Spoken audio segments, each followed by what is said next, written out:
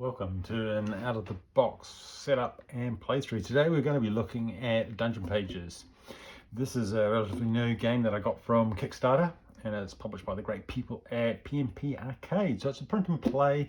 The game itself is a roll and write, and it's a dungeon crawler. The neat thing about it is that when you get it, you get your dungeon and characters all on one sheet, so you get a complete game. And with the core you get 6 different characters that you can play with. Each of these has the character on the top and a set of dungeons on the bottom to go crawling through. I'm going to look at some of these in detail.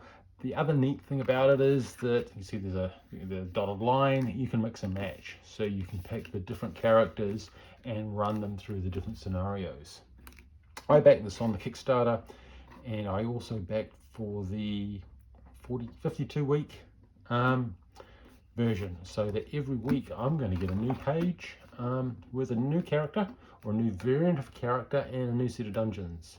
And so I'm going to get so many pages. There's going to be so many dungeons to explore, which is really exciting. So the first one that came out was this one, which was Amador Steam Cleric, which is a variant of the core set Light Cleric, but with a completely different set of dungeons. So let's have a look and see how this plays. So I'm going to get get this one out, and we'll just do a bit of an overview. So I've laminated mine so I can reuse them multiple times. So what you got at the top is you've got your character board. You've got your health here. When you lose health, you tick them off. That's pretty easy. If you get potions, you tick and make them active, which then gives you more health, and so you can actually supplement your health. As you do things in the dungeon, you get experience, and you mark these off. We'll talk about this a little bit more in a minute. Once you finish a dungeon, there's an opportunity to either upgrade one of your weapons or one of your relics. You use experience for that, and you don't burn through it. It's just if you've accumulated enough experience, you can use that. And similarly, there are items along the bottom that as soon as you've got 8 XP, you can unlock that, and you'll get a new die, new white die, when you play your next dungeon. You also have weapons on this part here. You start off with an oak staff, has a range of 1, and it can go in any direction from your square. Lightning bolts, you can upgrade those for 6 XP, and then you've got increased range and different abilities of whether they travel in straight lines or allow you to surround yourself. And there's relics that help you. The kind of gist of the game is that there's a boss dungeon that you want to get to at the end, and then there's 4 little dungeons that you can go through. You can do these in any order, and to a certain degree it's worthwhile having a bit of a look and seeing what's in your dungeon, because if you're in a dungeon, say, that's got a lockable item and you don't have a key, you can't actually use that square. So you might think, well, maybe I should do this dungeon first, get a key, so when I do this dungeon, I can unlock that. When we enter a dungeon, it's a roll and write, so we have to roll stuff. So we have dice. You need 6 dice. So you have black dice, which are evil dice, and white dice, which are good dice. When you pick a dungeon, it tells you how many die you're going to use. So you have as many black dice as it says on the top, plus 1 white die is standard, and you might unlock others when you get 20 experience. And so I guess the idea of the game is that you work your way through the 4 mini dungeons, gaining enough experience so that you can take on the boss in the main big dungeon and complete this with this particular character. So each of the dungeons has got creatures, and there's a creature chart along the bottom. When you roll the dice for a turn, you roll all your dice and you have to spend them. If you ever get a double on the black dice, that triggers a wandering monster that will do 1 damage on this map anyway. Your other monsters will trigger, they have a trigger value on them, so the Guardian will trigger on a 5+, steadfast orc on a 4+. They'll do a set bit of damage. You attack them using dice. So if they have a defense of 3, you have to surround them with at least a die value of 3 or more, and they'll have a hit point. So if they've got 2 hit points, they have to have, so you'd have to put a 4 there and a 3 there, and that would take out that guardian because they've been surrounded. Diagonals don't count, so it's adjacent. And they gain experience. So at the end of the dungeon, you would then mark off your experience, which you could then spend. Similar thing for collecting items. However, you don't have to pick a particular number, you just have to make sure that they match. So if you want to collect, say, this coin, if you've got a 1, you put a 1 there, you'd need to put a 1 next to it. Any value is fine. If they match, you get to gain that coin, which you can then use later on. And you can use coins to change plus or minus a dice roll, so they're kind of useful. And you can use them throughout your dungeon. So if you get some coins in one dungeon, you mark them off, so the sheet becomes your kind of score sheet as well. And so we get all these numbers, and where do they come from? So as you're moving around I can rub this off. The joys of laminate. So the aim of each dungeon is to escape the treasure. And we have a start location. And you roll a couple of dice. This one you'd roll 1 black and 1 white, because you always have a white dice. And when you roll your dice, you then have to place them. And you can place them within range of whatever your current weapon is. So you'd start off with an oak staff, the weapon 1. And say you put maybe you put a 3 here, that's range 1, and then you can do 1 within range of any other placement. So you could put 1 here, so you could put a 4 there. If we connect all the way from the start to the end, that's the end of the dungeon. As soon as you put that last one in, well, we put a value in that connects, that's it. You've left the dungeon. So you only want to do that when you've finished and you've collected any items or killed any monsters that you want to. So you might go running around and do other things. If when you do that connection at the end, there's a sequential path, and by sequential, it's each number is plus or minus 1. So I'd say I had a 2 there, I could have a 3 and then a 4. Each step is plus or minus 1. That would be a sequential path, and then I get bonuses at the end of the level. So I would count the experience. I could spend, well, I couldn't spend, I could use whatever experience I've collected to either get a weapon or a relic. If I have a non-sequential path, I get anything I've collected, like potions or coins. I just don't get anything with I don't get the extra experience.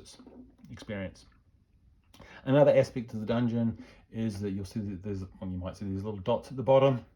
If you've wandered around your dungeon, say we got another 5 there, that would kill him, and I would put another 1 there, we would collect that. So maybe a 2 there and a 2 there. I've collected a whole row.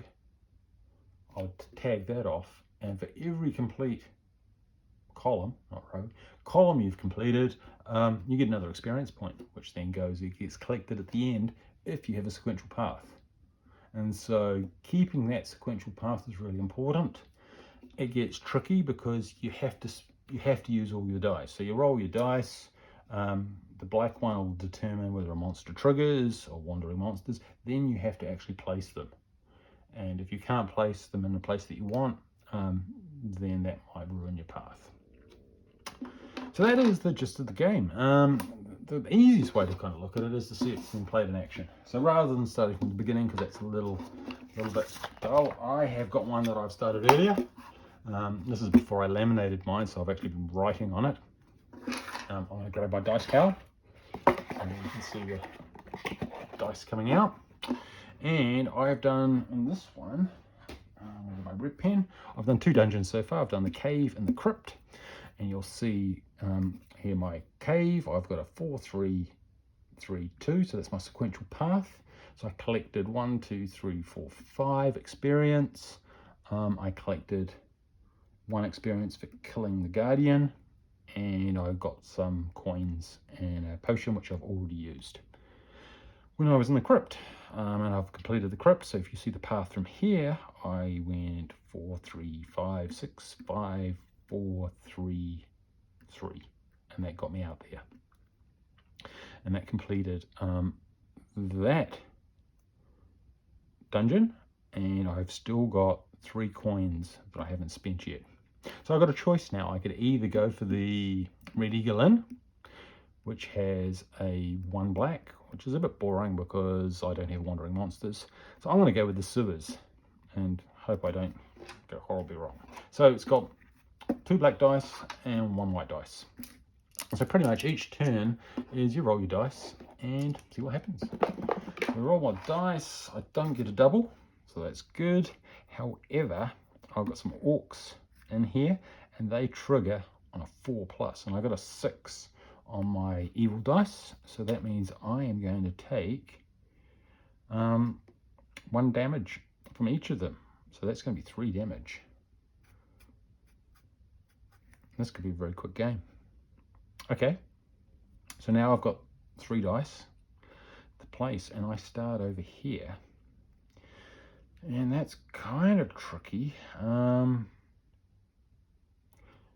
because I quite like to use the 6 on the fog. I've got a trap, which is the fog here, but I can disarm that for a 6. So I've got a 6. However, I've got a lightning bolt as my weapon, so that gives me a range of 2. So what I might do is I might put the 2 here, and now I've got a range of 2 from there, so I can put the 6 on there, so that disarms the trap, and then I've got a 3, and I'll put the 3 here because it'd be nice to collect that gold at some point. And that's the end of the round. Easy. So you roll your dice again and see what we're going to do. Oh, okay, I got a double, but they're different colors, so that's fine. I don't care. It is a 6 though, which means these guys are going to trigger, and that's not going to be great. And I can't even stop it. I can't knock it down using coins, so I'm just going to have to take the hit. So I'm going to take 3 more damage. Ouch.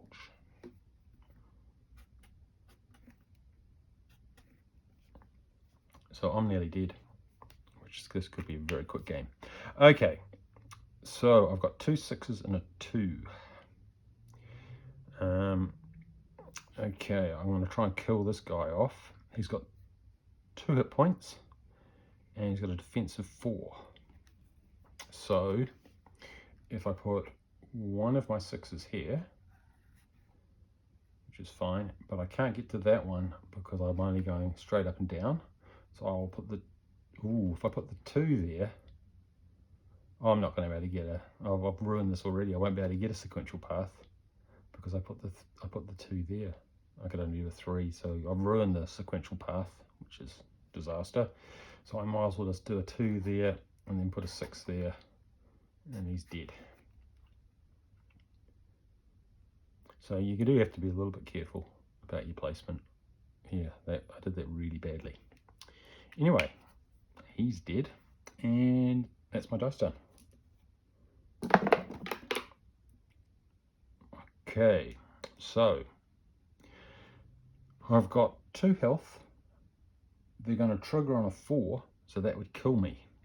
But I can use one of my coins from a previous to turn that to a 3, which would mean I'll get a wandering monster, which I don't want that. So I'm going to use one of my other coins to knock that down to a 2. And so the orcs won't fire. I'm not going to get hit with wandering monsters. That's good to go. I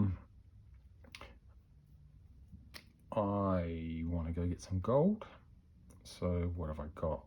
I've got a key. So why don't I put I've got a range of 2, so I can put a 3 here. I've got to start killing off these other orcs though. I can't do it with those values. But I could try and get I'll put a 2 there, and then I'll put I don't put the 1 there. I guess I'll stick the 1 there. And that's the end of that round.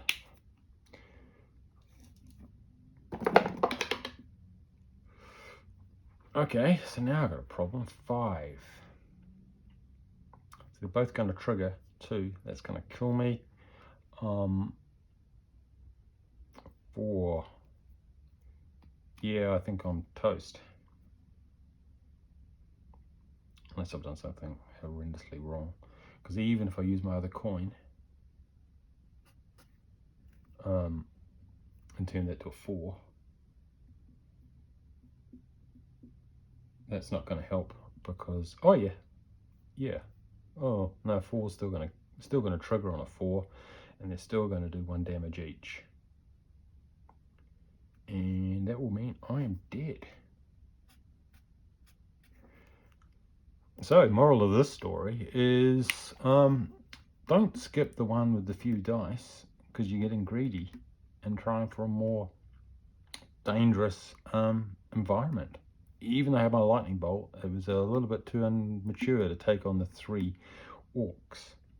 The other thing I guess we could take from here is be careful of how you do your path, because I ruined a sequential path, so I wouldn't have got much experience, which is a bit of a shame.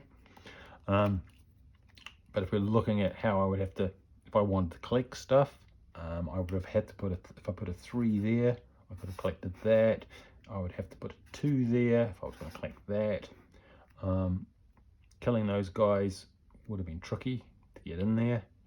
And to collect that one, I would have had to put a 3 there. Anyway, you get the general idea. And he would be dead. I could rub him off and start again, or grab one of my other characters and either have a go with a different character in the same dungeons, or pick a different dungeon. Lots of variety. Great little dungeon crawler. Yeah. Put any mistakes I've made in the comments and I'll try and rectify it. Dungeon Pages, great little roll and write. Really enjoying it. Don't forget to subscribe and like.